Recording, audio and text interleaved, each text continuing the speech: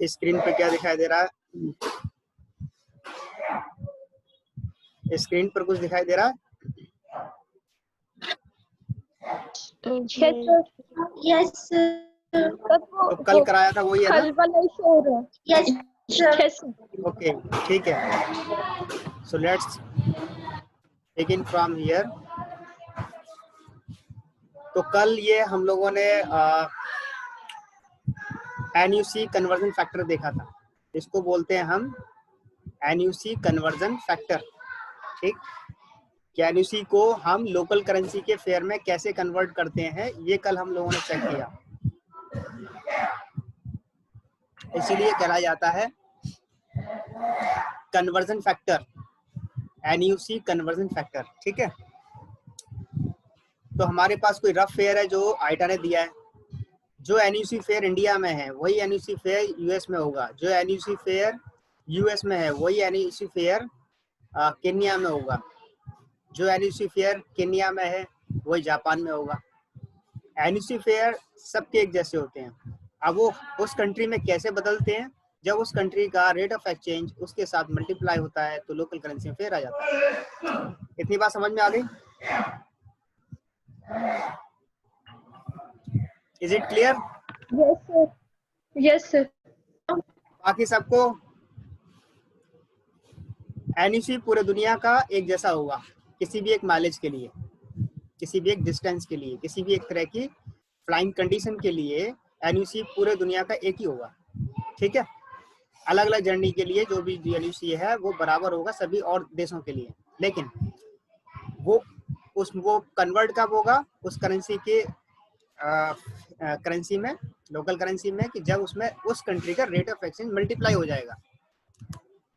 उसके लिए हमने टेबल देखी थी पैट में IROE की।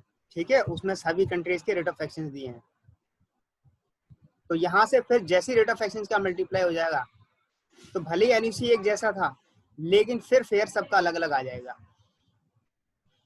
ऐसा ही है ना? ऐसा ही है, कोई नहीं बोल रहा। यस सर ठीक है, मैं क्या बता रहा हूँ उसको समझो। मैं बता रहा हूँ कि वर्ल्ड का सबका NUC एक जैसा है, किसी एक माइलेज का, यानी किसी एक दूरी का, किसी एक डिस्टेंस का। जैसे दिल्ली से मुंबई जो NUC है यहाँ पर, उतनी दूरी बोस्टन से न्यूयॉर्क की मान लो उतनी ही है, और उतना जितना NUC फेयर US का है उतना हमारा इंडिया का है, सेम NUC है। लेकिन अलग अलग कब होगा, जब उसमें रेट ऑफ एक्सचेंज का मल्टीप्लाई हो जाएगा। अमेरिका के रेट ऑफ एक्सचेंज का मल्टीप्लाई NUC में हो जाएगा तो उसकी लोकल करेंसी में फेयर आ जाएगा। इंडिया के रेट ऑफ एक्सचेंज का उसी NUC में मल्टीप्लाई हो जाएगा तो हमारे देश का आ जाएगा, फेयर आ जाएगा। तो NUC भले एक जैसे थे, समान थे, लेकिन जब हमने इसको रेट ऑफ एक्सचेंज मल्टीप्लाई कर दिया तो फेयर अलग अलग आ गया लोकल करेंसी में। INR में फेयर हमारे हिसाब से आ गया, हमारे देश की इकोनॉमी, हमारे देश की इकोनॉमी की कंडीशन के हिसाब से हो गया। और US में US की इकोनॉमी के हिसाब से हो गया, वहाँ की करेंसी के हिसाब से हो गया, उस पर्टिकुलर डे पर उसकी करेंसी क्या वैल्यू चल रही है। Is it okay? Now see, अभी ये देखा हुआ ना तुम लोगों ने भी कि फेयर्स बहुत ज्यादा फ्लैक्चुएट होते हैं। किसी ने गौर किया है इस पर? जब किसी भी पैसेंजर को फेयर दिए जाते हैं किसी भी सीजन में, तो बहुत कई बार होता है कि फेयर्स बदलते रहते हैं। क्या ट्रेन का फेयर बदलता है? बताओ, क्या ट्रेन का फेयर बदलता है? अब बदलता है तो कब बदलता है?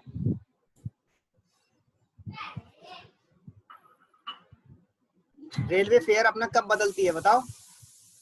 या रोडवेज, किसी बस से आप यात्रा करते हैं तो बस के फेयर रोज बदल जाते हैं क्या? नहीं सर, रोज तो नहीं बदलते। ना रेलवे के रोज बदलते हैं ना रोडवेज के रोज बदलते हैं।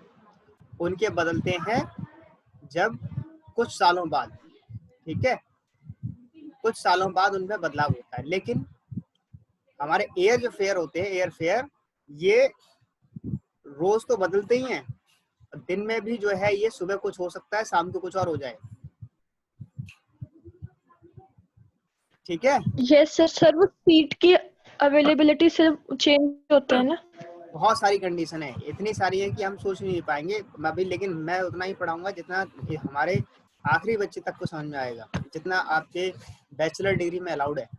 ठीक है, यानी कि एक रेफरेंस पढ़ाएंगे सिर्फ हम, बाकी इतने सारे हैं कि अभी पढ़ाने बैठ जाऊंगा तो सब बच्चे कंफ्यूज हो जाएंगे। ठीक है, सीट की अवेलेबिलिटी से होते हैं, ठीक, और किसी कंट्री में महंगाई अचानक हो गई तो बदल जाते हैं, रेट ऑफ एक्सचेंज नहीं बदलेगा, महंगाई घट गई तो घट जाएंगे, बढ़ गई तो बढ़ जाएंगे। ऐसे तमाम तरह के फैक्टर हैं जिसकी वजह से एयर फेयर पर असर पड़ता है। अब क्यों असर पड़ रहा है? क्योंकि सबसे ज्यादा फ्यूल जो खर्च होता है वो एयर जर्नी में होता है, किसी भी और जर्नी के मुकाबले, किसी भी और तरह की मशीन के उसमें। तो सबसे ज्यादा वर्ल्ड का फ्यूल जो है आपका फ्लाइंग में खर्च होता है। अब पूरे दुनिया के जो इकोनॉमी है वो किससे मेंटेन रहती है? मेंटेन क्या बिगड़ती है? ऑयल से। जितना भी क्रूड ऑयल है, वो क्रूड ऑयल इंटरनेशनल मार्केट में जो उसका प्राइस ऊपर नीचे नीचे ऊपर जो चलता रहता है, उस वजह से दुनिया के फेयर भी बदलते रहते हैं।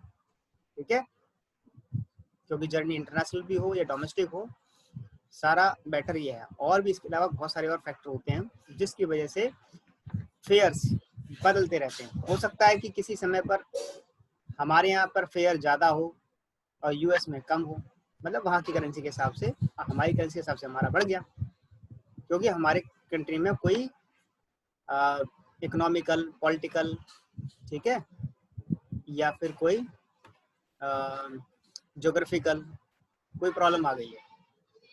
ऐसे बहुत सारे फैक्टर हो सकते हैं। ठीक, तो ये था हमारा एनयूसी कन्वर्जन फैक्टर जो हमने समझा। एनयूसी एक रफ फेयर जो आइटा ने दिया, उसको रेट ऑफ एक्सचेंज से मल्टीप्लाई करते हैं तो लोकल करेंसी में फेयर आ जाता है।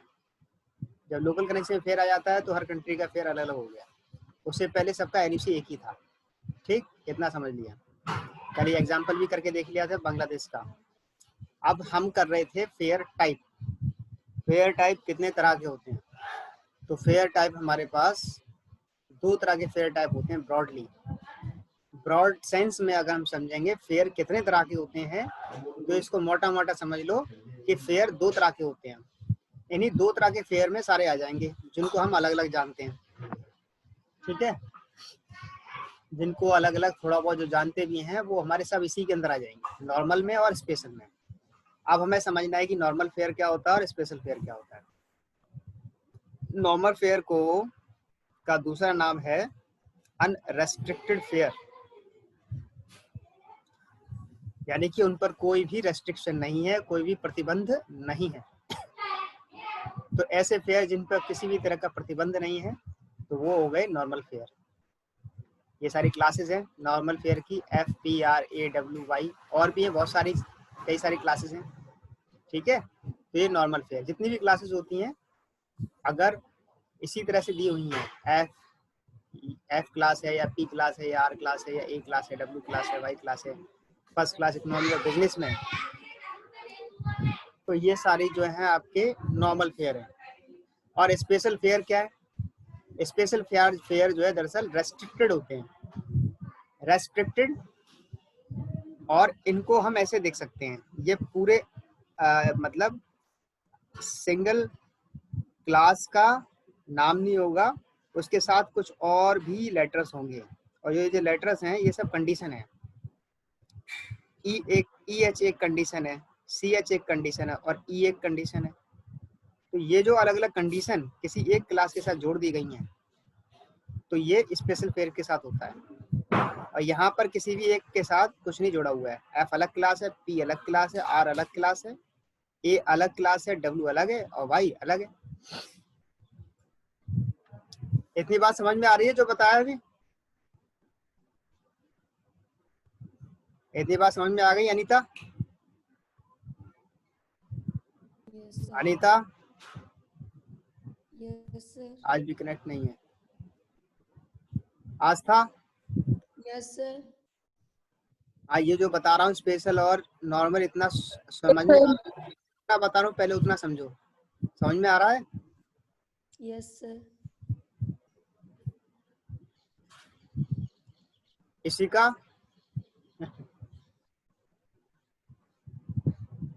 मनीषा, सर ये स्पेशल वाला समझ में नहीं आया। है? सर ये स्पेशल वाला समझ में नहीं आया, स्पेशल फेयर। अभी आगे कुछ बताया नहीं है, अभी जितना बताया उतना समझो, जितना बताया उतना समझ में आ रहा है।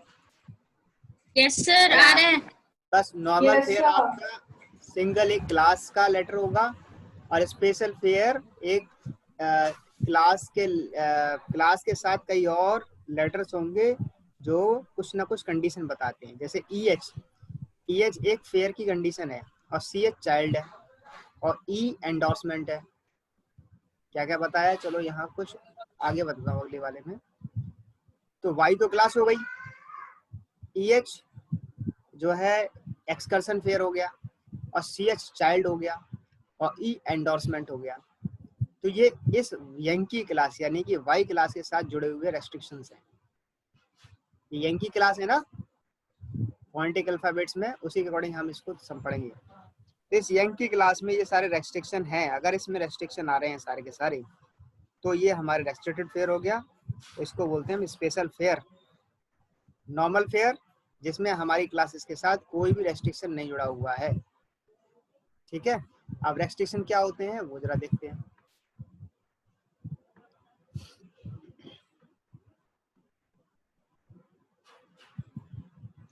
नाउ सी हियर, यहाँ हमने दूसरी स्क्रीन शेयर की। नॉर्मल फेयर किस तरह की टिकट होती है और स्पेशल फेयर किस तरह की टिकट होती है, देखो जरा। Normal fare tickets which are usually refundable, ठीक है, क्योंकि इनके साथ कोई कंडीशन नहीं है तो ये रिफंडेबल है। ई रूटेबल, इनको रूट अलग किया जा सकता है इनका। And have no expiry dates, और इनकी कोई एक्सपायरी डेट भी नहीं होती। ठीक है, अब क्यों ऐसा हो रहा है कि एक बात वहां रह गया था कि नॉर्मल फेयर स्पेशल फेयर से महंगे होते हैं, स्पेशल फेयर सस्ते होते हैं। क्या बताया कि नॉर्मल फेयर स्पेशल फेयर से महंगे होते हैं और स्पेशल फेयर सस्ते होते हैं, क्योंकि स्पेशल फेयर के साथ बहुत सारी कंडीशन जोड़ दी गई हैं। नॉर्मल फेयर के साथ कोई कंडीशन नहीं जुड़ी है, तो इसलिए महंगे होते हैं। और जब ये महंगे फेयर होते हैं इसलिए इनमें कुछ सुविधा दी जाती है, जैसे कि रिफंडेबल, ये फेयर रिफंड हो जाएंगे, फुल्ली रिफंडेबल होते हैं। ठीक है, फुल्ली कुछ जगह पे फुल्ली, और री रूटेबल होते हैं कि ये आप कभी भी अपनी जर्नी को ये रूट चेंज कर सकते हैं। री रूटेबल, कभी भी अपनी जर्नी का रूट चेंज कर सकते हैं। ठीक है, एक बार बुकिंग हो गई तो उसके बाद ये दोबारा रिक्वेस्ट कर दें कि नहीं मेरा रूट चेंज कर दो, जाऊंगा मैं वहीं, मेरा रूट चेंज कर दो, तो बिना कुछ कहे जो एयरलाइंस है उसका रूट चेंज कर देगी। ठीक है, उसको रूट चेंज करके दूसरी बुकिंग हो जाएगी उसकी, उसी बुकिंग में रूट चेंज हो जाएगा। आइटनरी चेंज कर सकते हैं, रीरूटेबल मतलब आइटनरी चेंज कर सकते हैं। नॉर्मल फेयर में एक तो रिफंडेबल हो जाएगा, इसकी आइटनरी बदल सकती है। ठीक है, एक बार बुकिंग हुई फिर भी आइटनरी बदल जाएगी। And have no expiry date, और इसकी कोई लिमिट नहीं होती कि ये आपको इस डेट के बाद एक्सपायर हो जाएगा ये फेयर, नहीं। एक बार फेयर ले लिया, 3 महीने से पहले अगर किसी जर्नी की निकली है बुकिंग, 3 महीने 6 महीने, एविएशन सेक्टर में 6 महीने पहले बुकिंग शुरू हो जाती है, रेलवे में 3 महीने पहले, और एविएशन में 6 महीने पहले बुकिंग शुरू हो जाती है। तो अगर कोई फेयर 4 महीने पहले लिया गया तो 4 महीने तक नॉर्मल फेयर अगर वो है तो उसमें कोई भी एक्सपायरी डेट नहीं है। ठीक है, वो अपने उसी फेयर से जाएगा। ठीक है, तो travel agent earn commission from airlines through sale of these ticket. तो मेनली ट्रैवल एजेंट जो अपना कमीशन कमाते हैं वो इसी तरह की टिकट से कमाते हैं जो नॉर्मल फेयर होती है। ठीक है, और the commission rates given to the ticketing consolidators, commission rate given to the ticketing consolidator are more favorable than compared to those given to IATA agent. ये मैं बताऊंगा आगे जाके कंसोलिडेटर कौन होते हैं। कंसोलिडेटर्स जो होते हैं उनको और अच्छे कमीशन मिलते हैं आईटा एजेंट से भी ज्यादा। ठीक है, वो एक ग्राफ याद आ रहा है, एक लिंकेज डायग्राम बनाया था हमने सेकंड सेमेस्टर में। सेकंड सेमेस्टर में एक लिंकेज डायग्राम बनाया था, travel agency and tour operator पढ़ रहे थे जब। Yes sir. Service provider, consolidator, wholesaler, फिर ट्रैवल एजेंट या इंटरमीडिएटर्स, और उसके बाद कस्टमर। याद आ रहा है? तो वहां पर कंसोलिडेटर सेकंड नंबर पे आ रहा था। ठीक है, सर्विस प्रोवाइडर जैसे एयरलाइंस है और रेल है, कार है, होटल है, ये सब सर्विस प्रोवाइडर है। इन सब की सर्विसेज को कौन ले रहा है? कंसोलिडेटर ले रहा है। कंसोलिडेटर फिर क्या कर रहा है? उन सबको बल्क में सेल कर रहा है होलसेलर को। होलसेलर बल्क में खरीद रहा है किससे? कंसोलिडेटर से। आजकल का बिजनेस मॉडल है, कंसोलिडेटर आ गया बीच में, पहले नहीं था। आज से 20 साल पहले कंसोलिडेटर नहीं थी। जब से जीडीएस आया है तब से ज्यादा हो गया। जीडीएस जब पूरी दुनिया में फैल गया ना, तब से कंसोलिडेटर एक नया कंसेप्ट आया, नहीं तो सीधे होलसेलर होता था। ठीक है, तो कंसोलिडेटर से बल्क में लेता है कौन?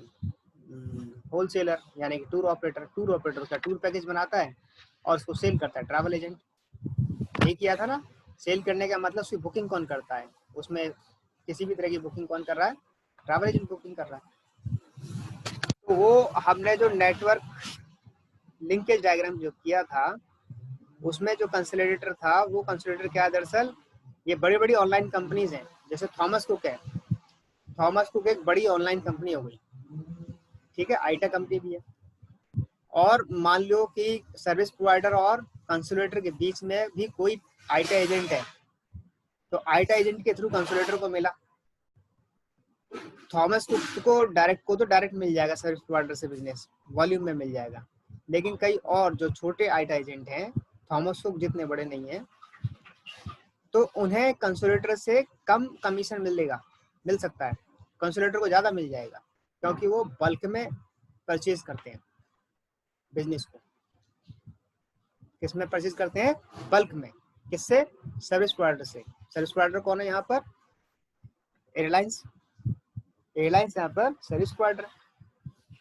तो सर्विस प्रोवाइडर सीधे अपनी सीट किसको बेचते हैं? कंसोलिडेटर्स को आजकल। ठीक, और वो जो कंसोलिडेटर होते हैं वो भी अपने आप में आईटा एजेंट्स होते हैं। लेकिन मान लो कोई छोटे आईटा एजेंट्स हैं, छोटी ऑनलाइन कंपनी है, कंसोलिडेटर मतलब बड़ी ऑनलाइन कंपनी, और मान लो कोई छोटी कंपनी है ऑनलाइन कंपनी, उसे चाहिए बिजनेस, तो उसे आईटा एजेंट से बिजनेस मिल रहा है। ठीक है, और जो ये वाले हैं थॉमस कुक, इनको डायरेक्ट मिल रहा है। तो बस ये बताया जा रहा है कि नॉर्मल फेयर के बाकी ये यहाँ पर फीचर है ये, कि नॉर्मल फेयर में सबसे ज्यादा फायदा ट्रैवल एजेंट्स को, कंसोलिडेटर को, आईटा एजेंट को होता है। ठीक है, और ये फेयर रिफंडेबल होते हैं। इनका रूट कभी भी चेंज हो सकता है, कभी भी इनकी आइटनरी बदल दे, वो अगर कस्टमर जब भी डिमांड करेगा रूट चेंज हो जाएगा, रिफंडेबल हो जाएगा। ठीक है, और इसकी कोई एक्सपायरी डेट नहीं, मतलब इसमें कोई कंडीशन नहीं लगी। तो ऐसा फेयर नॉर्मल फेयर कहलाया जाता है। और जितने भी आपके इंटरनेशनल जर्नी के फेयर्स हैं, वो सब के सब नॉर्मल फेयर होते हैं। इंटरनेशनल जर्नी के सब के सब तो नहीं, जनरली जैसे कि बिजनेस क्लास पर्सन। अब नॉर्मल फेयर के लोग कौन होते हैं? सबसे ज्यादा बिजनेस क्लास के लोग। बिजनेस क्लास के लोगों को, मान लो कि किसी बिजनेस क्लास का पर्सन है, उसने ट्रैवल किया किसी फॉरेन कंट्री में, और ट्रैवल करना है उसे, अभी किया नहीं, बुकिंग करा ली उसने 3 महीने पहले, क्योंकि वो पहले से अपनी ट्रिप को प्लान कर लेते हैं। क्यों प्लान कर लेते हैं? क्योंकि उनके कई बिजनेस के काम चल रहे होते हैं। ठीक है ना, और बाद में फिर पता चला उनको कैंसिल करना है। क्या करना है? अपना टिकट कैंसिल करना है। तो जब अपना टिकट कैंसिल करेंगे तो उनको पूरा फुल रिफंड होगा,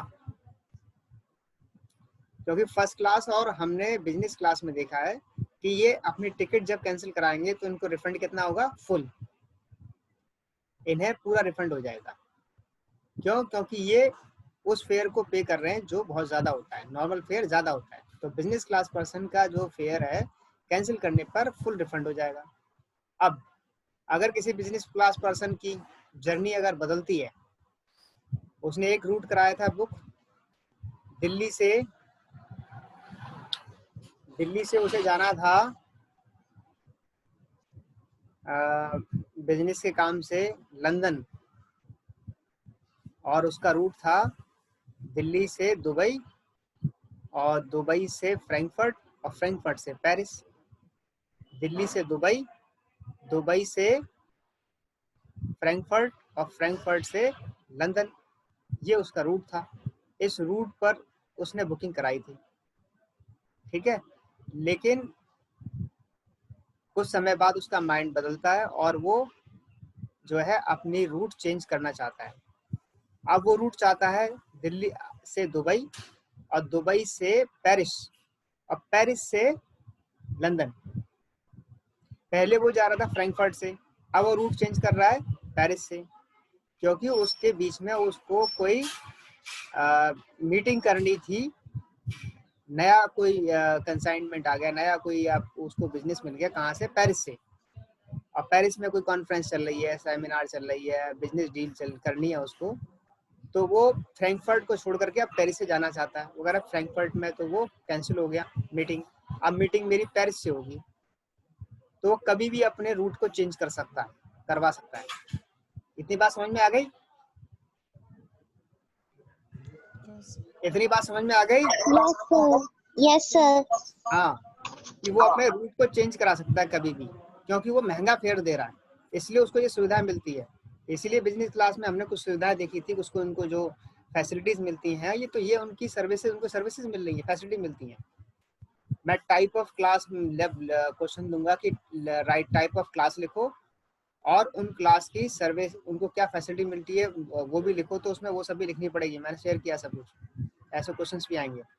लेकिन अभी हम पढ़ रहे हैं नॉर्मल फेयर और स्पेशल फेयर। तो रिफंड हो सकता है फेयर, रूट भी उसका बदल सकती है, आइडनरी चेंज हो सकती है, और उसकी कोई एक्सपायरी डेट नहीं। एक्सपायरी डेट का मतलब कि वो कभी भी वापस आए, ओपन डेट होती है। कैसी डेट होती है? रिटर्न की डेट कैसी होती है? ओपन। Open day. वो जब कहेगा तब उसकी डेट डाल के रिटर्न कर दिया जाएगा उसको, ठीक है। ये तीनों कंडीशन जो हमने बिजनेस क्लास के लिए देखी थी या फर्स्ट क्लास के लिए, वो हमें यहाँ दिखाई देती हैं। तो इससे पता चलता है ये बिजनेस क्लास और फर्स्ट क्लास का फेयर है, क्योंकि बिजनेस क्लास फर्स्ट क्लास में रिफंडेबल की, फुल रिफंडेबल की, रूट चेंज करने की और ओपन डेट की फैसिलिटी मिलती है। इकोनॉमी क्लास में फैसिलिटी नहीं मिलती, ठीक है। इकोनॉमी क्लास में ये फैसिलिटी नहीं मिलती। किस में मिलती है ये? बिजनेस क्लास और बिजनेस क्लास और first class. First class. Clear आ गया? हो गया? तो ये तीनों फैसिलिटी इसमें मिल रही है, तो इसी से साफ साफ पता चल रहा है कि फर्स्ट क्लास और ये बिजनेस क्लास का फेयर है, नॉर्मल फेयर, ठीक। अब आते हैं स्पेशल फेयर पर। एक तो यहाँ का फेयर है, इसके अलावा ये कुछ इकोनॉमी में भी अप्लाई हो सकता है। नॉर्मल फेयर इकोनॉमी में उन इकोनॉमी क्लास में होगा जो हाईएस्ट लेवल की होती हैं, हाईएस्ट लेवल की, जो बिजनेस क्लास की तरह से काम कर रही होती है। सभी इकोनॉमी में नहीं होगा नॉर्मल फेयर, ठीक है। अब आते हैं स्पेशल फेयर। स्पेशल फेयर क्या है? स्पेशल फेयर जिसमें कई सारे रेस्ट्रिक्शंस होते हैं। किस तरह के? कि रूट्स का, एक्सपायरी डेट का, कि भाई इतने दिन तक के लिए मिलेगा, इस महीने तक के लिए मिलेगा, ठीक है। इतने मतलब पर्टिकुलर डेज होगा कि 2 दिन तक के लिए फेयर है या 10 दिन तक के लिए फेयर है, या फिर रूट के लिए हो गया कि इसी पर्टिकुलर रूट पे मिलेगा और कहीं ये फेयर नहीं मिलेगा, ठीक है। तो चाइल्ड है और एडल्ट हैं, तो उसमें भी बहुत सारे, एडल्ट में भी बहुत सारी कंडीशंस हैं। तो ऐसे अलग अलग कंडीशंस पर स्पेशल फेयर जो है बदल जाएगा, ठीक है। तो स्पेशल फेयर में इतनी सारी कंडीशन लाने का मतलब इसे सस्ता बनाना है। जब भाई कंडीशन मिलेगी तो हमारी चीज सस्ती होनी चाहिए ना, तो ये नॉर्मल फेयर से सस्ता होता है। तो इकोनॉमी फेयर इसीलिए सस्ते होते हैं नॉर्मल फेयर से, यानी कि बिजनेस क्लास से जो इकोनॉमिक फेयर सस्ते होते हैं ना, वो इसीलिए होते हैं। ठीक, उनको इन फ्लाइट भी सर्विसेज बहुत कम मिल रही होती हैं as compare to business class. In flight services भी कम मिल रही है बिजनेस क्लास से, ठीक है। और उसके अलावा और भी तमाम रेस्ट्रिक्शंस उनको लगे होते हैं, ठीक है। एयरपोर्ट के भी रेस्ट्रिक्शन लगे हैं, इन फ्लाइट रेस्ट्रिक्शन लगे हैं, ठीक। सीजन के रेस्ट्रिक्शन लगे हैं, सीजन के, मंथ के लगे हैं कि कितने दिन तक के लिए ट्रैवल हो सकता है, ठीक है। मंथ के लगे हैं, डेज के लगे हैं, ऐसे तमाम तरह के जब प्रतिबंध लगते हैं तो वो सारी चीजें आपकी स्पेशल फेयर में आ जाती है।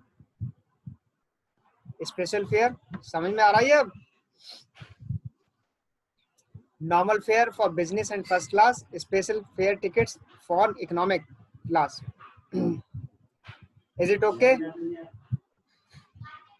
Yes, sir. हाँ। Yes, sir. अब स्पेशल फेयर हमारे कई तरह के होते हैं। एक तो हो गया हमारा, हमने बताया किसके लिए, एक हो गया हमारे इकोनॉमिक क्लास के लिए। उसके अलावा स्पेशल फेयर आपका टूरिस्ट के लिए भी मिलता है। किसके लिए? टूरिस्ट, ट्रैवलर्स या टूरिस्ट, वो टूरिस्ट जो घूमने जाते हैं। तो स्पेशल फेयर का यूज टूर पैकेज में बहुत होता है। किसमें होता है? टूर पैकेज में। क्योंकि टूर पैकेज में हमें कैसा फेयर देना पड़ता है? सस्ता। महंगा फेयर देंगे तो फिर उसका हो गया टूर। इतना पैसा होना चाहिए ना लोगों के पास घूमने के लिए। कोई अंबानी तो है नहीं कि वो नॉर्मल फेयर से भी टूर कराएगा। तो यहाँ जो आम आदमी ट्रैवल करते हैं, टूर करने जाते हैं, ठीक है ना, 2-3 देशों के या एक ही कंट्री के, तो उनके टूर पैकेज में स्पेशल फेयर ही शामिल होता है, ठीक है। तुमने देखा होगा कि यहाँ से थाईलैंड का किराया कम है बजाय यहाँ से कलकत्ता का। कलकत्ता का जो फेयर है उस फेयर से कम थाईलैंड का है। पता है इसके बारे में? तो ये कैसे पॉसिबल हो पाया? ये हो पाया पॉसिबल स्पेशल फेयर से कि थाईलैंड के टूर पैकेज, मलेशिया के टूर पैकेज, इंडिया से, सिंगापुर के टूर पैकेज, इनमें लो कॉस्ट कैरियर हैं। लो कॉस्ट कैरियर में यानी कि low cost carrier, low cost airlines हैं। पहले उनका सस्ता हो गया किराया, उसके साथ साथ जो है अब टूर पैकेज में और दिए। तो टूर पैकेज में दिए तो कौन से फेयर दिए उनको? स्पेशल फेयर दिए। तो स्पेशल फेयर इस तरह से वो सस्ते हो जाते हैं। तो जितना हमें साउथ, यहाँ से नॉर्थ से साउथ घूमने जाएंगे, जितना खर्चा हमारा साउथ जाकर के हो जाएगा, उससे आधे में हम जो है वहाँ घुमाएंगे। कहाँ पर? थाईलैंड घुमाएंगे, मलेशिया घुमाएंगे, सिंगापुर घुमाएंगे, आधे में, ठीक है। जबकि वहाँ वीजा भी लग रहा है, सब कुछ लग रहा है, लेकिन वीजा ऑन अराइवल कंडीशन की वजह से हमारा वीजा की भी फीस बच जाती है। तो स्पेशल फेयर और नॉर्मल फेयर हम समझा रहे थे, समझ में आ रहे हैं? इतना ठीक है? चलो ठीक है। Yes sir. अगला है ग्रुप टिकट। अभी यहाँ पर ये आ गया अभी, लेकिन हमारा फोकस मेन रहेगा नॉर्मल स्पेशल पर। ये ग्रुप टिकट उन लोगों की टिकट हो गई जो ग्रुप में जाते हैं। तो ग्रुप टिकट दरअसल ये तो चार्टर पे ज़्यादा जाते हैं, ठीक है। ग्रुप चार्टर में भी जा सकते हैं, वैसे भी जाते हैं, लेकिन चार्टर इनके लिए अलग होता है। तो group ticket allocated to ticketing considered in particular during peak season as an incentive then। तो ये सीजन वगैरह के समय पर दिए जाते हैं ना, सीजन वगैरह हो तभी जाते हैं लोग ग्रुप में। और सीजन के समय पर इंसेंटिव के तौर पर ग्रुप टिकट को थोड़ा सा सस्ता करके दिया जाता है। और क्योंकि ग्रुप को तो अट्रैक्ट करते ही करते हैं। Group tickets with specified seats for the ticketing consolidator ordinary we use operating tours. Tour की कंडीशन में है during peak season the airlines may allocate a slot of groups ticket to consolidators for incentive purpose. ये incentive वाले हो गए। Incentive मतलब जैसे कोई सेल्स मार्केटिंग कंपनी है, उनके एम्प्लॉयज ने कुछ अपने टारगेट पूरे कर लिए हैं। जैसे इंश्योरेंस की कंपनी होती है, फाइनेंस की कंपनी होती है, तो उनके जब लोग जो हैं उनके एम्प्लॉय कोई टारगेट पूरा कर लेते हैं तो उनको इंसेंटिव देते हैं। कहाँ? दुबई घूमने का ऑफर देते हैं, ठीक है। डिस्काउंटेड ऑफर मिलता है, ऑफर नहीं मतलब उनको इंसेंटिव मिलते हैं। सिंगापुर घूमने का मिलता है आसपास। तो ये जो ऑफर होते हैं तो वो ग्रुप में भेजते हैं लोगों को, है ना। कई सारे मार्केटिंग कंपनी कर रही है काम मार्केट में, कई तरह के वो प्रोडक्ट बेचती हैं, ठीक है, उनकी मार्केटिंग करती हैं। तो मार्केटिंग वाले लोगों को इस तरह की ऑफर मिलते रहते हैं। इंश्योरेंस का काम भी किसका है? मार्केटिंग का है। तो प्राइवेट आजकल जो इंश्योरेंस कंपनी आई है तो वो टारगेट पूरा कर लेते हैं उनके एम्प्लॉयज, सेल्स एग्जीक्यूटिव, तो उन्हें कहीं घूमने का ऑफर मिल जाता है। तो जो घूमने का ऑफर मिलता है फैमिली के साथ, तो वो अकेले थोड़ा जाते हैं, फैमिली पूरे कंपनी क्या करती है, पूरे ग्रुप को भेजती है। तो जब वो किसी ग्रुप को भेज रही है, और ऐसे कितने सारे फैमिलीज है जिनको वो एक ग्रुप में भेज रही है, तो उस वक्त इंसेंटिव के तौर पर ये वाला फेयर, तो ये फेयर अलग से बनता है। इतनी बात समझ में आ गई? तो हमारे पास अभी हमें देखना है सिर्फ नॉर्मल फेयर, स्पेशल फेयर, ठीक है। हमारे इसी स्पेशल फेयर में ये ग्रुप टिकट्स भी आ जाते हैं। वो कैसे आएंगे आगे बताएंगे, क्योंकि है तो स्पेशल फेयर, तो ग्रुप टिकट का भी इसी तरह से स्पेशल फेयर बन जाता है। तो नॉर्मल फेयर होते कौन कौन से हैं, जरा वो देखें।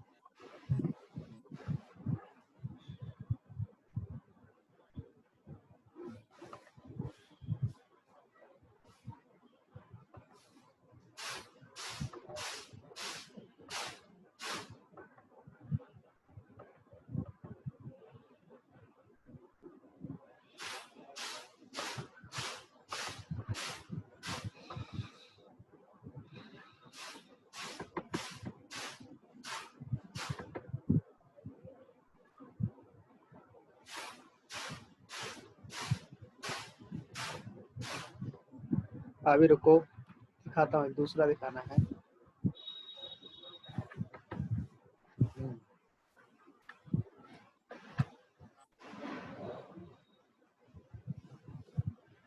अब यहाँ देखो, ये स्क्रीन दिखाई दे रही है दूसरी वाली, दूसरा वाला दिखाई दे रहा है स्क्रीन। Yes sir. यहाँ देखो कि जकार्ता से लंदन जा रहे हैं, तो ये दो फेयर किस तरह के हमारे, वाई और वाई, ये वाई एक फेयर है, ठीक है, ये ऑनवर्ड्स और रिटर्न फेयर दिए हुए हमारे, तो ये फेयर हमारे किस तरह के हैं। और फिर आप देखो ये लिखा है J2Q